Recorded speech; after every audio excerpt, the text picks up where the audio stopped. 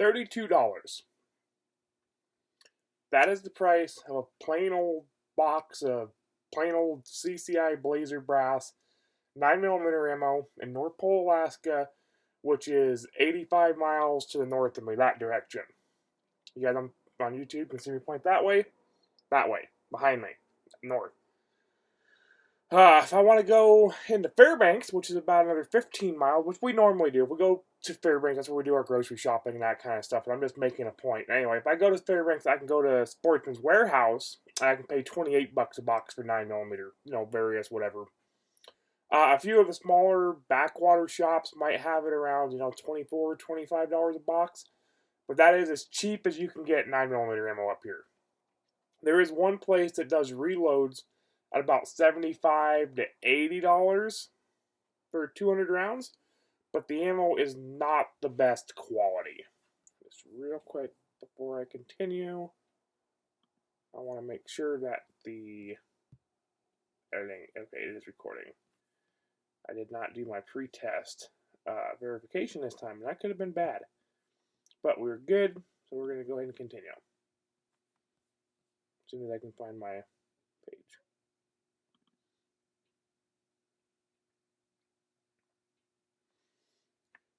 With the high price of ammo, you can imagine that reloading components have also been quite pricey. A pound of powder right now is around $52, something like that. A couple times I've seen it, if you can even find it. And primers are, like the last time I saw primers, they were Wolf large rifles, and they were $100. CCIs are about 120. Federals probably 150 if you could find them. But I haven't actually been able to get primers in about 2 years. I saw the Wolf ones up there a while back. At the time, I still had some large rifle primers. I was like, "Oh, this wait." Now I'm out of primers. I haven't been able to get more. So let's do some math here real quick. Let's add this up. So let's say we get primers for $100 a brick, or 10 cents a piece, and powder is $50 a pound, and we need 4 grains for a 9mm round. That comes to a price of about somewhere just shy. We're going to call it 3 cents a round. Now add a bullet at the cost of around 10 cents each, and we come up to about 23 cents a round, assuming we're using range brass and not having to buy brass. If I've had to buy brass in the past when I used to shoot competitively. Sometimes you don't get to pick up brass and that kind of stuff. Right now I've got plenty of range 9mm brass if I wanted to load some. So, assuming we're not using brass, we're just buying bullets, powder, primer, and we're using range brass. That total cost for 1,000 rounds would be about $230, give or take. I looked up the price of 9mm bullets. I was looking at the Gallant 147 grain powder coated or Teflon coated, whatever they coat them. I forgot what they call their coating, but they're coated lead bullet, polymer coated lead bullet. And those are what I used to shoot when I used to shoot competitively. Good bullets. I like a 147 and a 9mm, and they were like 9 cents. If you want to go with like an Acura jacketed 124 grain, they're about 10, 11 cents. And then, of course, you go into, Hornady or any jacketed bullet, you're going to pay more. But we're gonna say 9 or 10 cents for a bullet. Total cost, 1,000 rounds, $230.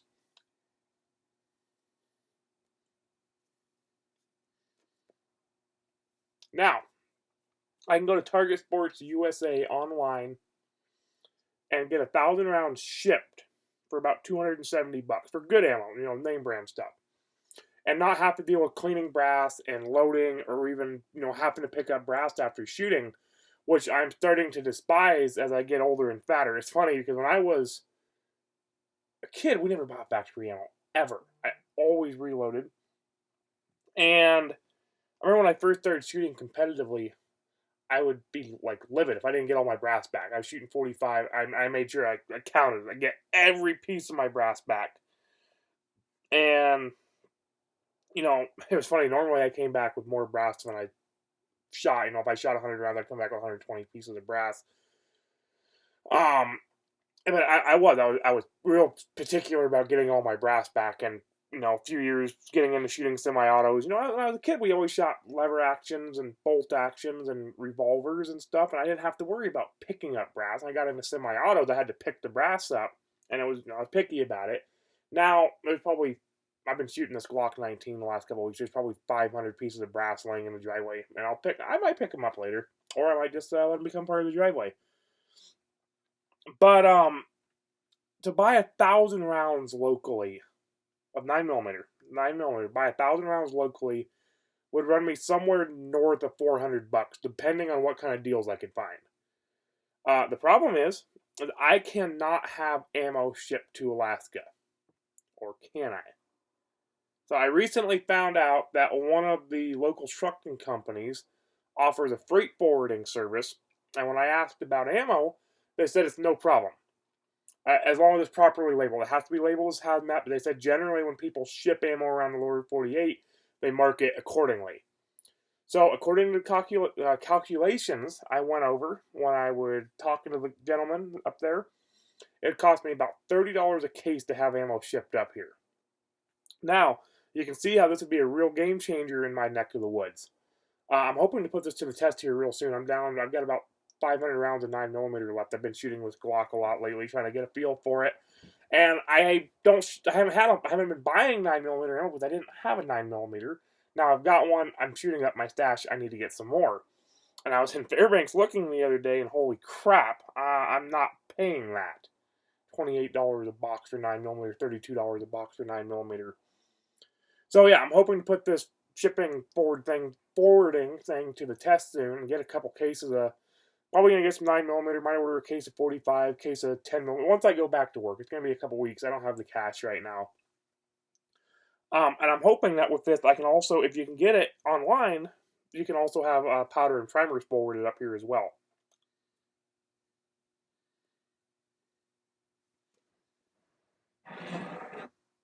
Sip my coffee real quick before it goes cold.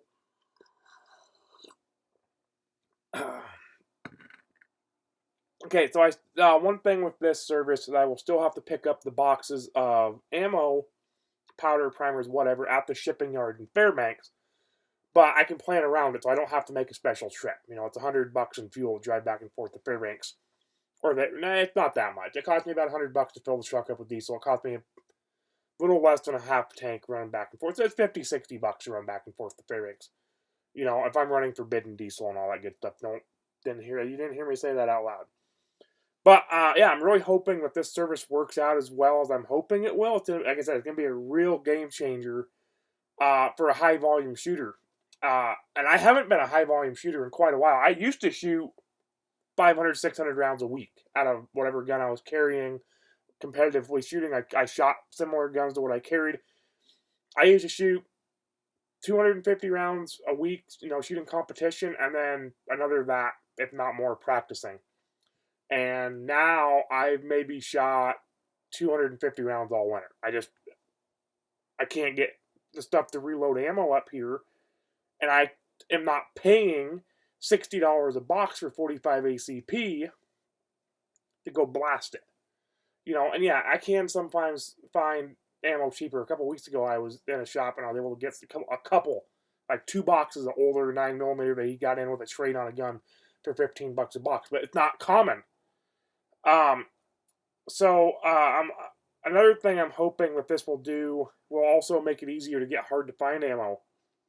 So like a couple years ago, my buddy Roy, he's been on the podcast before, he convinced me to buy a Mossberg 935, which is a 12 gauge with 3.5-inch chambers.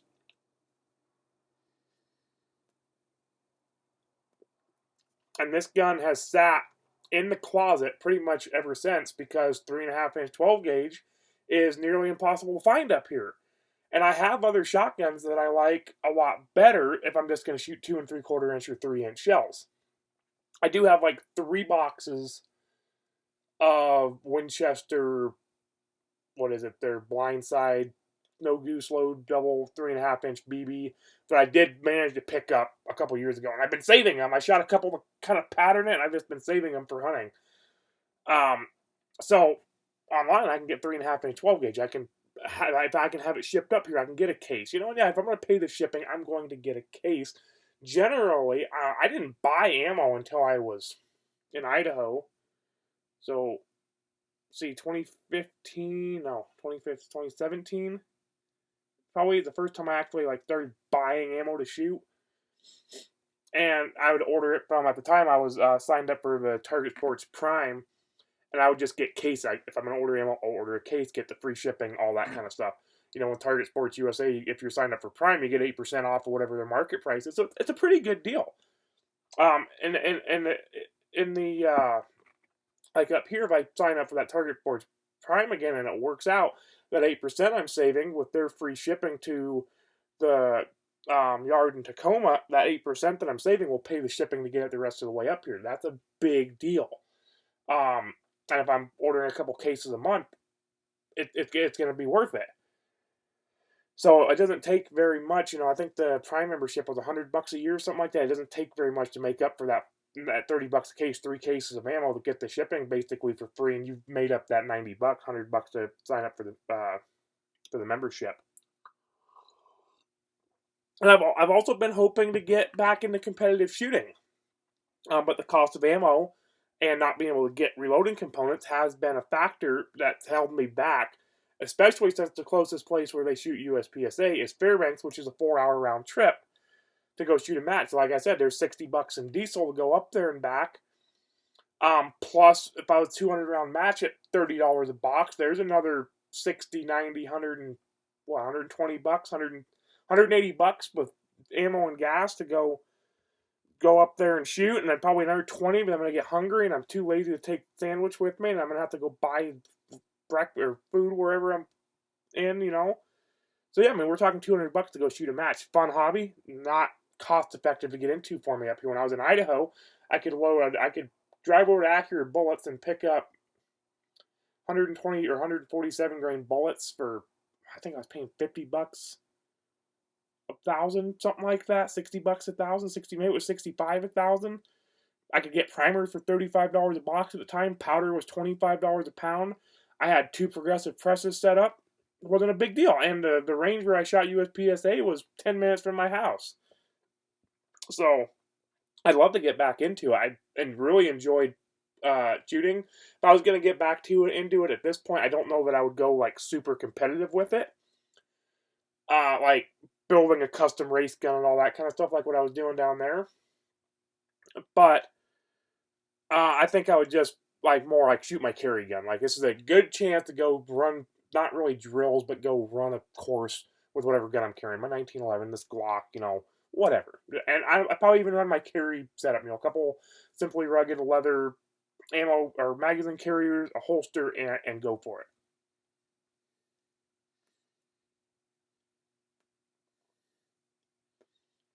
But yeah, I would really, really enjoy to get back into competitive shooting and start honing my pistol skills again. I have to be honest, other than here and there, if I change out my carry gun or, change my pants or put a different holster on or something, do a little bit of dry fire at it, but I haven't really been doing dry fire since we left Idaho. And I was actually running some dry fire drills the other day with this Glock 19. And I'm a little bit ashamed of how far I have fallen in that draw skill. I haven't done it for a couple years. I'm fatter now, and that doesn't help anything. And the biggest issue I was having with the draw, actually, I was coming up out of the holster, and I was doing my forward press. My thumb was catching on my suspenders. I'll show you guys on YouTube. I wear suspenders now to keep my pants up because I pretty much wear suspenders all the time. Because I've gotten a big belly and no ass to hold my pants up. And as I was coming up on that draw, I was catching my thumb, When I'm out shooting outside on the range, it's not a big deal. But when I was actually trying to do a speed draw coming up out, I said I put on my old competitive shooting holster I used to have for my Glock 34 and my Glock 22. And I was using the 19 in that holster setup. And when I was actually going for speed, I was nagging my thumb on my suspenders. And that's gonna be something I'm gonna have to practice and get back away from. So anyway, let's go ahead and move on. It isn't spring here yet. You guys on YouTube can probably see my breath here. It's 21 degrees outside right now, but it's getting close. So I've been hiring myself out for skid steer work. I normally do this every spring. There's a large number of people up here who don't plow their driveways all winter. So this time of year, when the temps start to get above freezing, you got 2 foot of snow you've been driving on. It compresses some, but you'll get a foot of hardpack on your driveway. And during the day, a couple days ago, we were getting up 45 degrees during the day, and that snow softens, and people are getting stuck in their driveways. Happens every year. Sometimes you gotta bring in equipment. You're not gonna get that hardpack up with a plow truck like my Jimmy. So we bring in equipment. Loader, skid steer works pretty good for most driveways. If they got small cars and that kind of stuff. If it's something that's been getting a lot of heavy traffic, like a road that hasn't been plowed, there's a few roads around here, but nobody wants to take the responsibility to pay for the plowing, so they just don't get plowed all winter.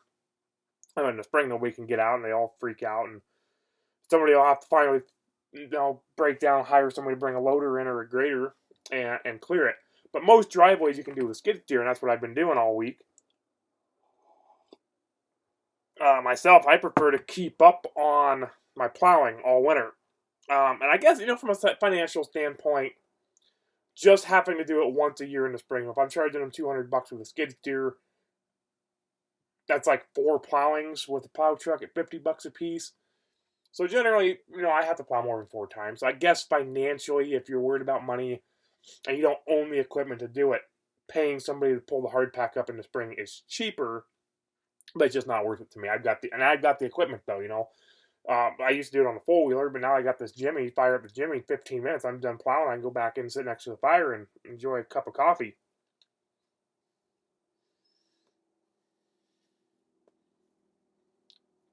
But yeah, either way, it's been keeping me busy the past few days, 2 days a week. And running out of skid steer, and I'm just doing the work. And, it'd be nice to have my own skid steer.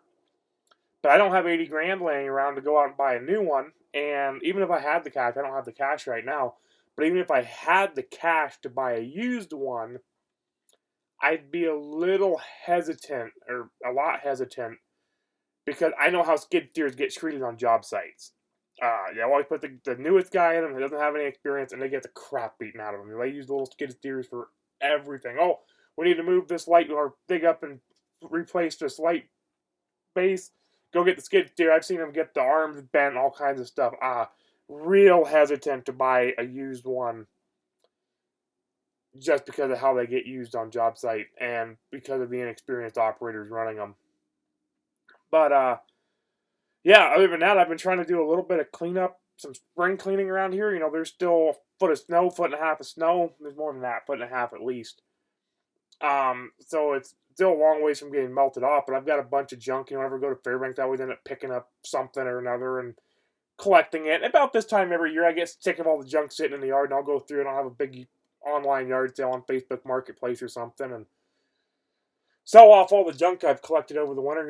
I'm a collector. I bought 3 sets of tires for my plow truck because they were good deals on Facebook Marketplace. Oh, I'm going to need those, and now spring's here, and I didn't pop any tires, and I've got 12 extra tires sitting in the yard for the plow truck that I'll need, so I'll go ahead and resell them and get rid of some of the junk around here, Some of them I actually get for free. Most of the time with tires, I get them for free. And then I'll sell them, make a few bucks on them. But, yeah, there's a lot of junk, trying to get things cleaned up around here. Trying to get my shed cleaned out a little bit. I decided the other day I've got a 8x12 shed that's been it's kind of a tool shack. But I'm going to go ahead and get some of my junk moved out of there. Last fall, I bought one of them big Shelter Logic 24-foot, I think it's 24 by 13 tent sheds. And I'm going to set it up and insulate the wall, set it up permanently I might even pour concrete footings and put it on there. So I'm going to move a bunch of my stuff out of the shed and into that. And then the shed is going to get airproofed, silicone in everything where we get any silt and that kind of stuff around the edges. And I'm actually going to, I think I'm going to set my reloading equipment up in there for the summer. If I can start getting powder and primers again. I had to take it down out of the house, so I don't really have it set up right now where I can use it. Actually, 2 of my presses are still set up on a bench behind where the living room couch is, and wife wants me to finish taking it down. I haven't gotten to it yet. But, it does need to come out of there. It's not really a great spot for it. The house is small enough as it is. So I'm hoping to maybe get my reloading, and then once I get that shed set up with reloading equipment and kind of turn it into a gun room, I'll probably start recording the podcast out there also. Another thing I was hoping to do this week while I had a skid steer rented, I was hoping to get the snow cleared off of my shooting range, but so far every time I've rented one, I've been fully booked out for the day with no extra time to get anything done for myself. But, that's just the name of the game sometimes.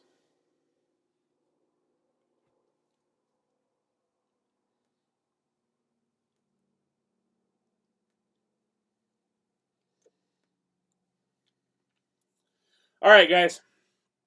I'm sure you're getting tired of hearing about the Tatiana cigars. And you guys watching on YouTube, notice how I keep doing that. I'll lean in on the table like this. I'm really trying to avoid doing that because, for one, every time my arms hit the table, it makes noise on the mic.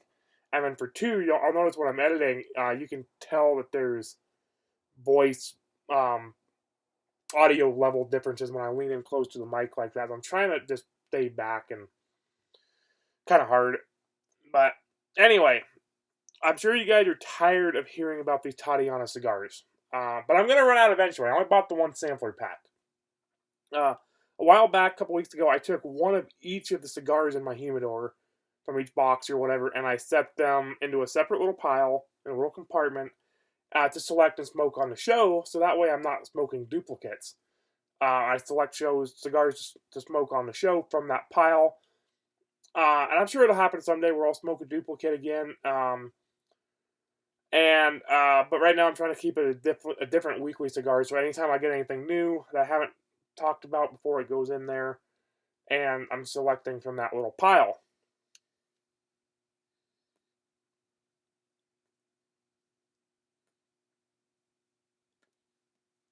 So, at this point, I knew that if I let Amanda pick again, I was going to get a Tatiana.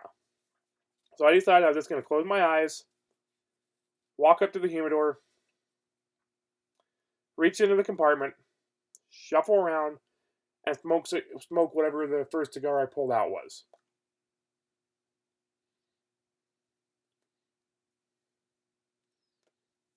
Well, it was another Tatiana. But I told myself that I was going to smoke the first one I grabbed, and a man is nothing if he's not true to his word, and lying to yourself is just as bad as lying to everybody else. So I'm going to smoke this cigar, and maybe I'll grab something different next week. We'll see how I decide to choose the cigar. So this cigar this week, for you guys on YouTube, is the Tatiana Fusion Frenzy. And if you notice, you guys on YouTube will be able to see that. I'm getting just a little bit of canoeing on this cigar. Not bad. Not great, but not bad. They are a cheaper cigar. Actually, I take that back. They're not really that cheap. I got these ones fairly cheap. But, so according to the website on this, it's a flavor of exotic fruits and Madagascar vanilla and bourbon. And it's got an Indonesian wrapper with a Dominican Cuban seed filler.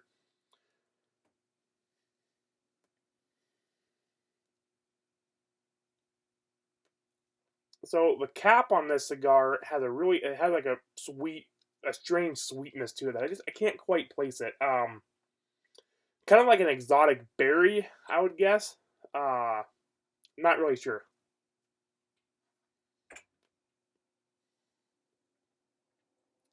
The cold draw on it, when I went to go light it up, the cold draw also offers that kind of same exotic sweetness, but it's not nearly as much as that first taste off of the cap.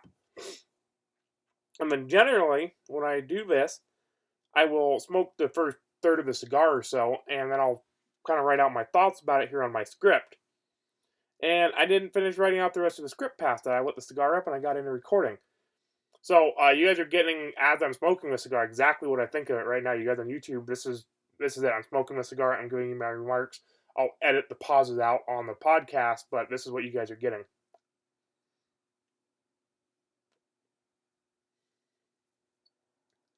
So on the retrohale, I'm getting a hint of that bourbon. It's not real like you can kind of notice it. It's not a major flavor factor, I guess.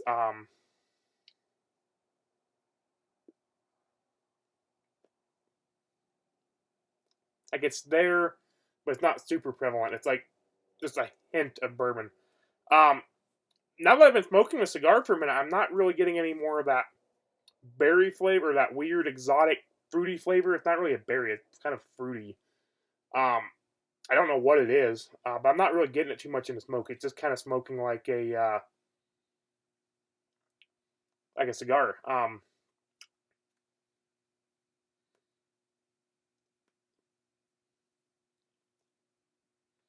Yeah, I don't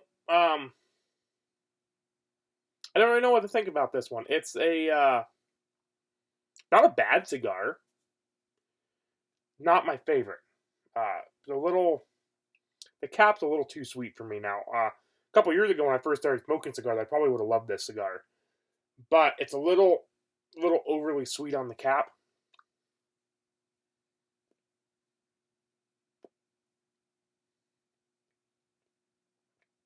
And it leaves a little bit to do for an infused cigar. It leaves a little bit to be desired on that infusions. I'm just not really sure what it's supposed to be. So I should really come up with a rating on cigars, like a 1 to 10. I'm gonna put this one at about a 4. I would smoke it again. I wouldn't buy it again on purpose. Like if it came in a sampler pack or whatever, I wouldn't like buy a box of these. Like that Tatiana Groovy Blue, the first one I smoked here on the show, that's a great cigar. I would buy a box. In fact, I did buy a box of those, and I have a couple of friends who are like newer cigar smokers, and I'll give those to those guys, and I'll smoke that cigar. That's a good cigar. I like that cigar. This one, like I don't like hate it, but it leaves something to be desired for a infused cigar. I'm not sure what it's supposed to be. Definitely not my favorite. I like the cinnamon one from last week better than I like this one, and that says something. I don't like cinnamon.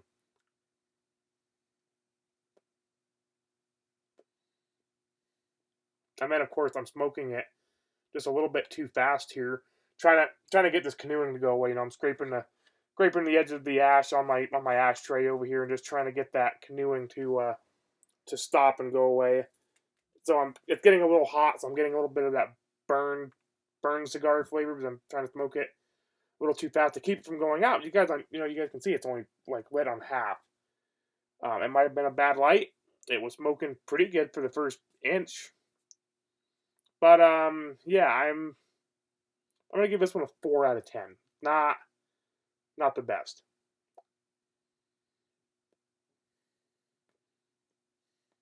I'd smoke it again, but I wouldn't buy it again. Not on purpose.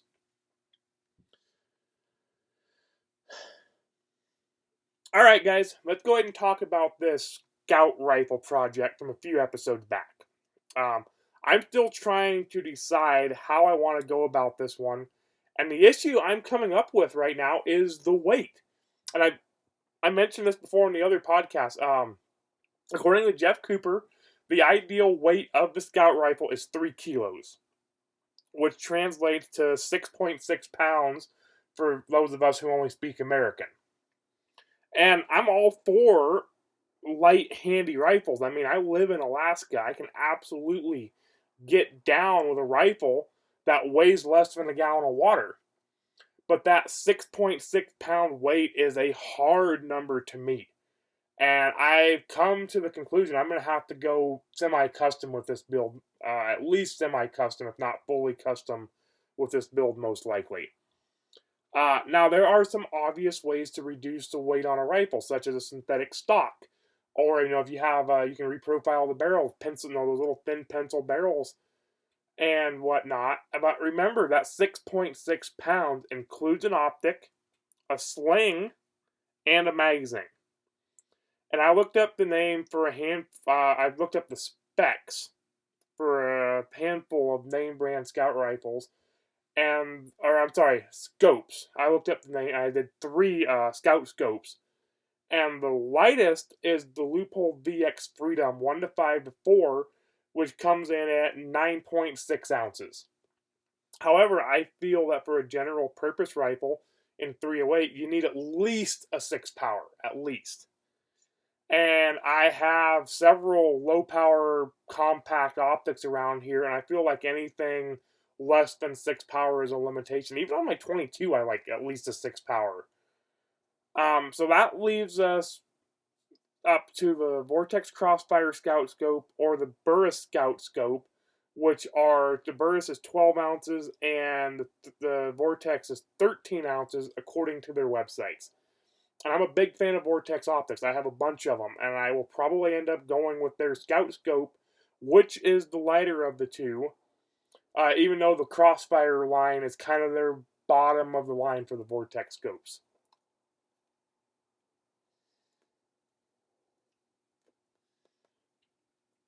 I have a Vortex Crossfire 3 to 9 by 42, whatever it is. It's on my Tikka 17 HMR right now. Good scope. Not a high end scope. I think they were $200 brand now. So with a 13-ounce scope, we're gonna need a rifle that starts in the area of 5.8 pounds, and that does not include rings and a base if you need one. Remember, we're gonna do a scout scope, so even rifles with a built-in base like the Tikka, we're gonna have to put an additional base on that to get the scope mounted forward if we go with a scout scope. And so that with a 13-ounce scope or a 12-ounce scope, we're going to need a rifle that starts in the area of 5.8 pounds, and that does not allow any room for the bases and rings and all that kind of stuff. It doesn't include a bipod or a sling or any of the other extras I would like to see on a rifle.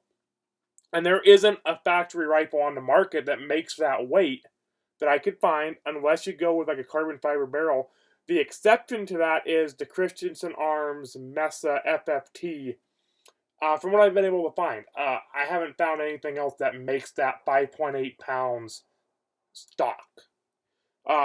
According to Steyr, according to their website, their Scout rifle is 6.6 pounds dry. The Ruger GSR rifle with a synthetic stock weighs 6.2 pounds, but the standard laminate stock, the laminate model that is more standard on those, weighs in at 7.3 pounds. And keep in mind that for me, I still need to find this rifle on left-handed. And while the Ruger Gunsight rifle does come in left-handed, they only offer it with a laminate stock. And no one makes a left-handed synthetic stock for the Ruger 77 Actions. Trust me, I've looked before in the past. They don't exist. The Mossberg MVP Scout comes in at 7 pounds even, and the Savage rifle, their Scout rifle, comes in at 7.7 pounds.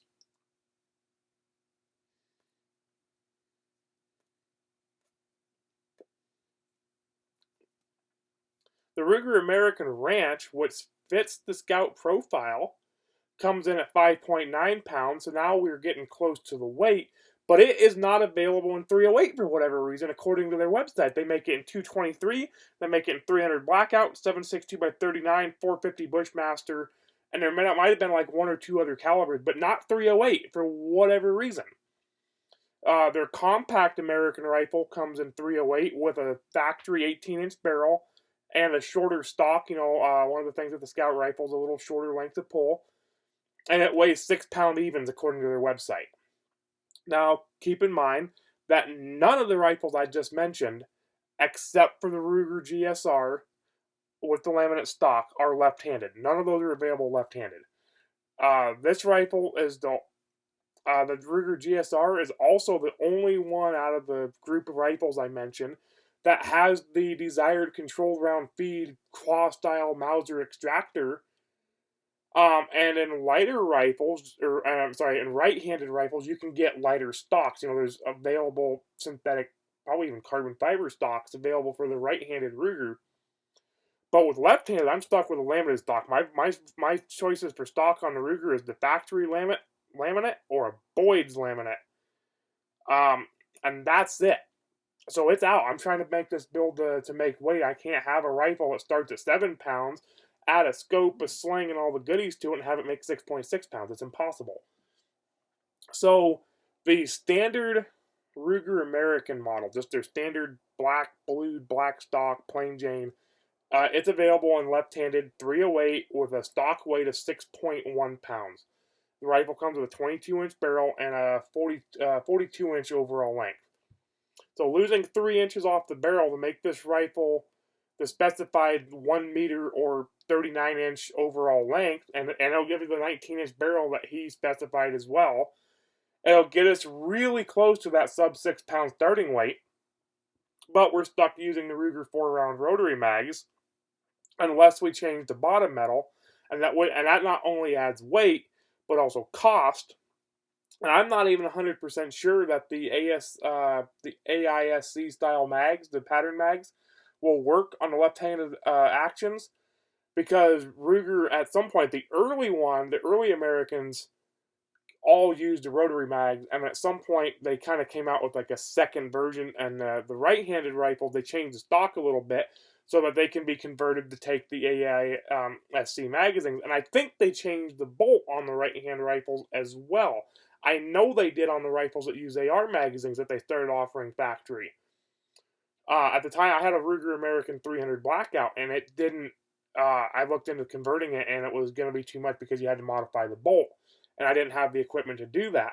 I don't think they changed the bolt on the left-handed version. They don't offer any left-handed rifle with the option of different magazines other than the rotary mag. I don't think they changed the bolt on the left-handed rifles. So I don't know if you can actually use or the AISC magazines on the left-handed rifles without having the bolt modified. Man, the stupid cigar finally went out.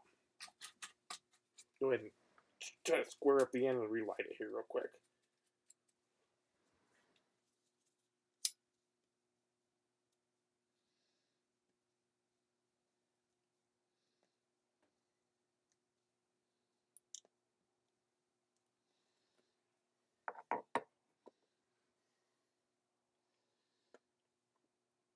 And I may end up going this route with the Ruger American. They're cost effective, and I like the rifles. They make it is a nice rifle. As far as iron sights for that setup with the Ruger, Skinner Sights offers a scout rail that has a built-in peep sight and a AR-style post front sight built into the rail. And now I know that makes for a short sight radius, but I seem to remember reading that Cooper wanted the front sight built into the rail anyway, and not mounted out at the end of the barrel to keep from having the front sight snag on stuff when you're in the bush or whatever. You're out in the brush, you don't want that front sight snagging on stuff. So I think it was a specification, or at least a recommendation, to have this sight mounted back in the rail. Another option that is available in left hand is the Tikka T3X light. And they also have a super light with a fluted barrel, but since we're going to have to cut the barrel back to make the length requirement, I want to avoid a fluted barrel, because if I have to cut back into those flutes, it's going to look weird. And as much as the rifle needs to be practical, I also want the rifle to look good. If I'm going to put my name on a build, I want it to look nice. So I'm going to try to avoid the fluted barrels. The standard Tikka T3X light comes, their website says 6.4 pounds, which is on the heavy side for a Bear Scout rifle. And yeah, you will lose a little bit of that weight when you chop the barrel back, but not enough. And I have several Tikka rifles, and I love them. They're really good rifles. Heck, I named my dog Tikka. And I originally I planned to use a Tikka rifle for this project, but it's not going to make weight.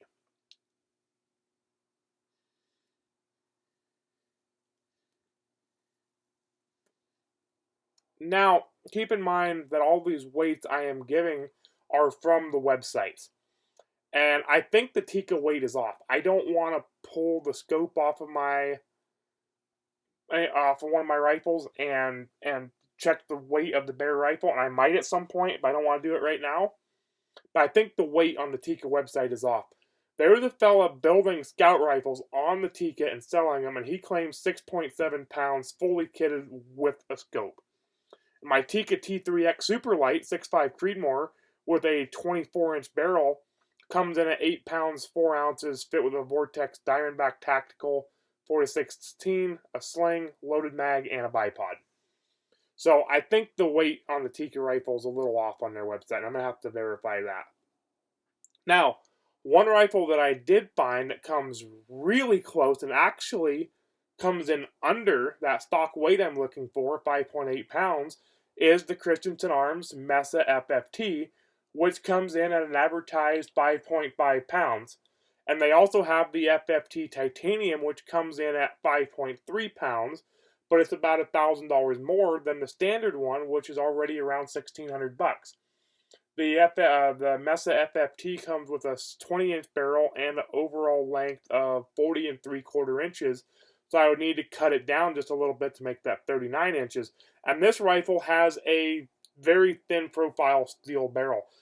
Christensen Arms is known for their carbon fiber barrels, and they have several other rifles that make the weight requirement with carbon fiber barrels, but they're going to be, other than their scout rifle, they have a scout rifle that I think was 5.9 pounds kitted, or not kitted, but 5.9 pounds advertised weight with I think it was 16-inch carbon fiber barrel. None of their other rifles are going to make length. And you're not chopping down a carbon fiber barrel. So it kind of puts them out of the question.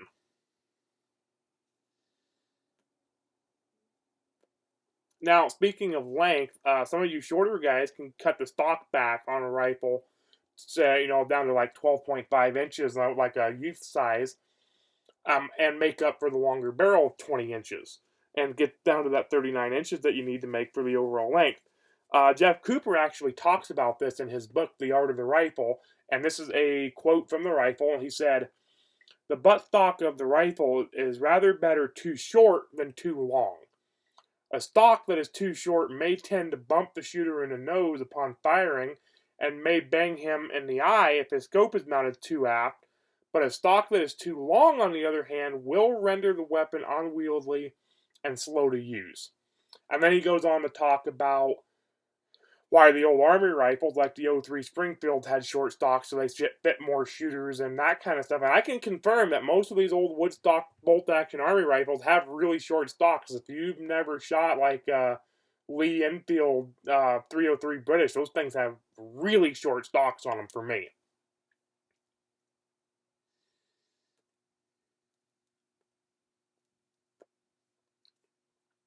Running a little better now. Getting a nice... This needed to be relit. However, I'm 6'10", and I'm not going to cut the stock back for myself. If I was building a rifle for my wife, it would get a shorter length of pull, probably 12 inches.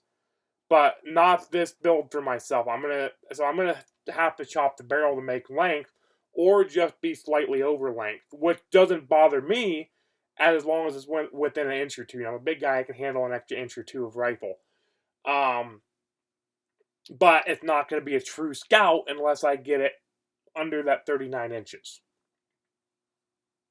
I'm still kind of leaning towards doing my build on the Tikka Action, if I'm perfectly honest. It's kind of a middle-of-the-road price rise, $800 or so. And if I don't start with a fluted rifle, I could always have the barrel and bolt fluted to reduce some weight, a little bit. And maybe trim a little bit of weight out of other places, and take the butt pad off and maybe grind out the inside of the stock a little bit. There might be some other places I can lose some weight. There's a company that makes carbon fiber stocks for the Tikkas that are like 15 ounces. Or I'm sorry, no, they're more than that. They're 1.5 pounds. So what? That's 16, 22 ounces, something like that. What's 24 ounces? I don't know. I don't do math. Anyway, there's carbon fiber stocks out there for the Tikka, and I could buy a Tikka and that $600 stock and still be cheaper than that Christensen. Which, the Christensens are nice rifles. My buddy Roy has a 300 Win Mag from them. Really nice rifle. Expensive.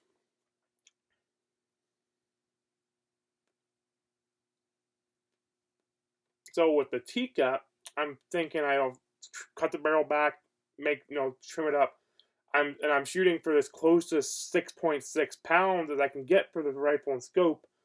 But remember, he also had a maximum weight of 7.7 fully kitted with a sling and a bipod. So really, if I can get anywhere between that 6.5 or 6.6 and 7.7 pounds, I'll be okay with it. I want it to be closer to the 6.6. That's my goal here, is to get as light as possible. And if I'm honest, I'm still leaning towards building it with a LPVO as well, and just having a practical rifle and not a true scout. But part of the reason for this project was to give the scout in its true form a test and find its strengths and weaknesses and go from there. But I may just run a low power variable optic and be done with it. There are pros and cons to both scope setups. I've never really spent a lot of time with a Scout, but I have shot them. I have handled them, I have used them, and they both have pros and cons. I was talking to Steve Clifford, who is a bigger name in the Scout industry, or the Scout, not the industry, I guess the hobbyist group, the Scout group. He's a fairly big name. He's got a really good YouTube channel. A lot of really good information on the Scout rifles on his YouTube channel and his blog.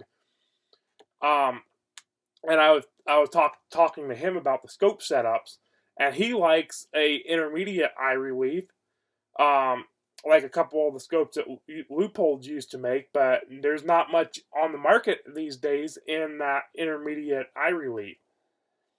But with the LPVOs have seen a lot of advancement in the last few years, especially with the pickup of people shooting 3-gun and long-range competition. You're shooting 3-gun and there might be a target out 600 yards. Those LPVOs have really seen a lot of advancement in the last few years, and I suspect that they're going to become even more popular after this body cam footage this past week from that Nashville Catholic school shooting, showing the officer running a Vortex low-power variable on his rifle when he took out that shooter. Now, one other feature that Cooper talks about in the art of the rifle is having the built-in bipod. Or with the Scout, not necessarily in the book, but just with the Scout rifle concept in general, is having a built-in bipod. And the Steyr is, I think, the only one you're going to get that on. And that is not a huge deal to me, as most of my bolt guns wear stock-mounted bipods. But I'm not going to include the bipod in the goal weight of 6.6 pounds. There's some decent lightweight bipods out there that are in the 8-ounce weight, half a pound range. So if I get that rifle close to that weight, I can add a bipod and still be close to that 7.7 max weight. So the bipod is not going to be included in my weight. However, I probably will run one on the rifle once it's built.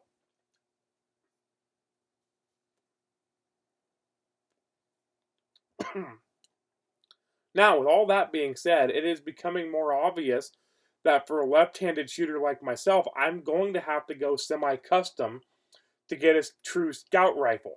And I haven't looked into it. There's options like I thought about like a Browning BLR, but or something like that. Or there's some auto rifles, semi-auto rifles. I'm gonna stick with a bolt action. And for me to get a bolt action that meets all the requirements in a left-handed rifle, I'm going to have to go semi-custom. Now, I might be able to just buy a rifle, cut the barrel back a little bit, and do all that work myself, and avoid sending it off to a gunsmith for modification. But I have yet to find a factory rifle that makes the weight and length requirements. So I'm going to have to either build from scratch or buy a rifle and modify it.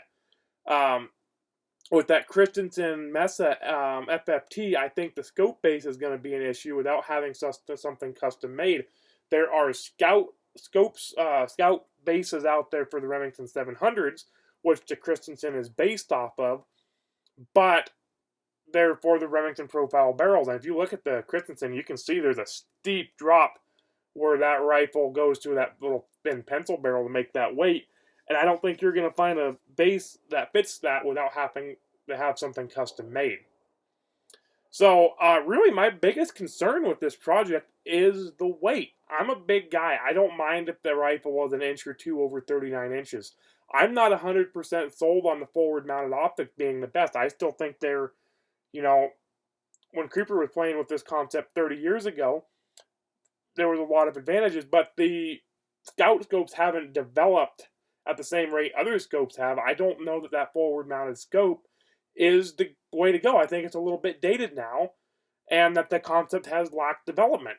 Like the LPVOs. Look how far the LPVOs have come in the last 10 years, 15 years, and we're still seeing Scout scopes that were designed 15, 20 years ago that haven't really changed.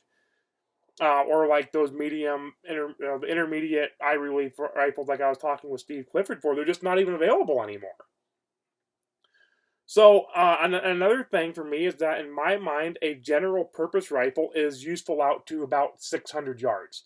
And I know that's not going to be the thing for a lot of people, but for me, I want to see a rifle 600 yards. I shoot out to 600 yards fairly regularly, and I don't see the scout scope being practical past about 300 yards, since it's generally going to be set up and sighted in for a maximum point blank range and left there.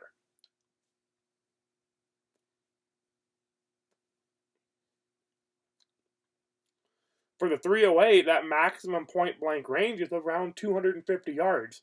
With the scout scope, going anything past that is just a guess as far as holdover, as I haven't found a scout scope yet that offers any kind of BDC reticle or target turrets. I'm okay with like all my LPVOs have cap target turrets, but I can still take the dust cap off and accurately click in shots with these nice big knobs that I can get my fingers on. And I haven't seen that in a scout scope. And I do like to be able to precisionally click in shots. Yeah, most of my rifles are sighted in at 200 yards. I can, out to 250 yards, pull up and be on target on it, especially on something the size of a moose. But, if I have the time, even for a 200, let's say the shot's 240 yards.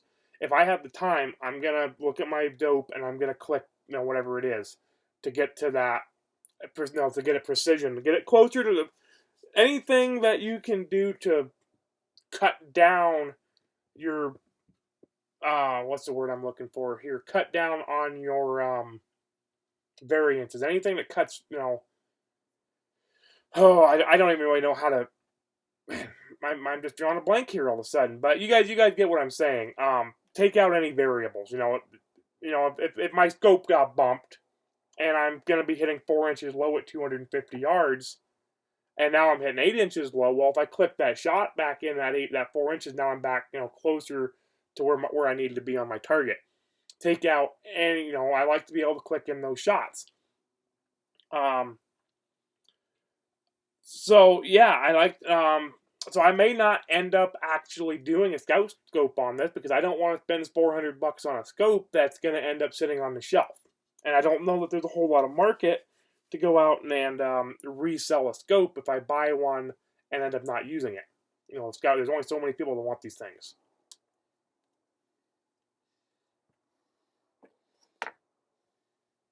And this guy's kind of pissing me off today. This is not a happy time.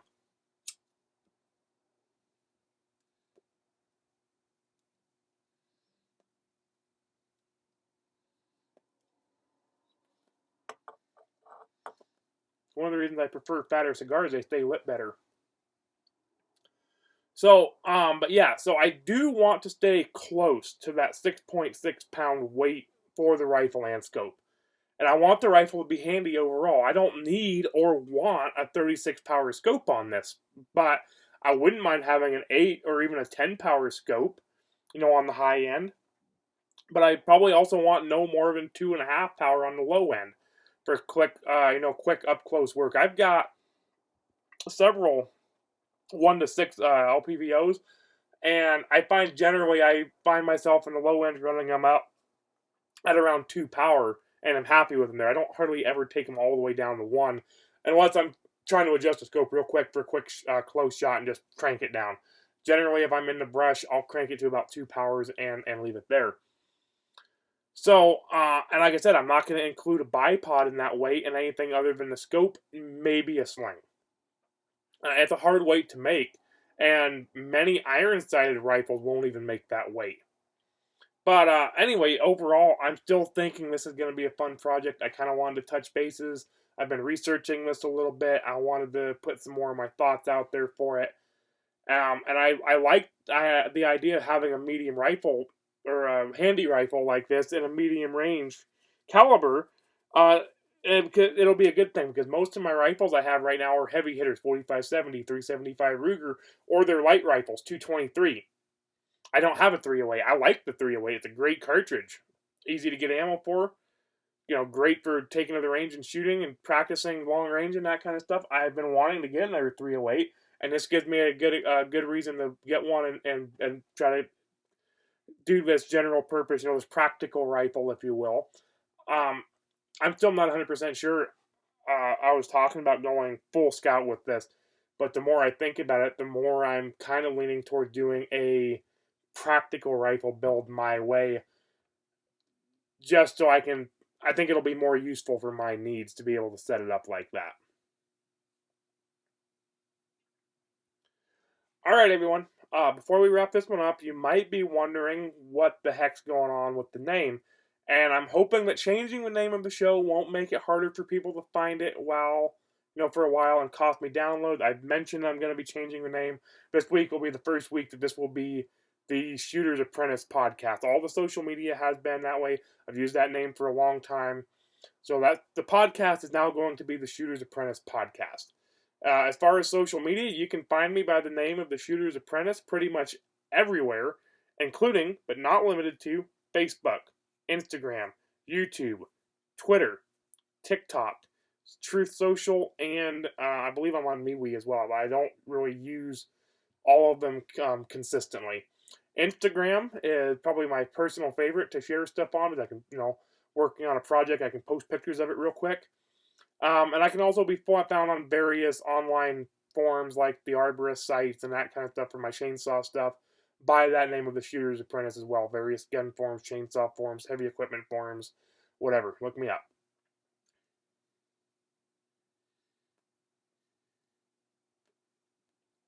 Next week, I think we're going to be talking about the Glock 19 again and modifying it to be a better tool without going overboard.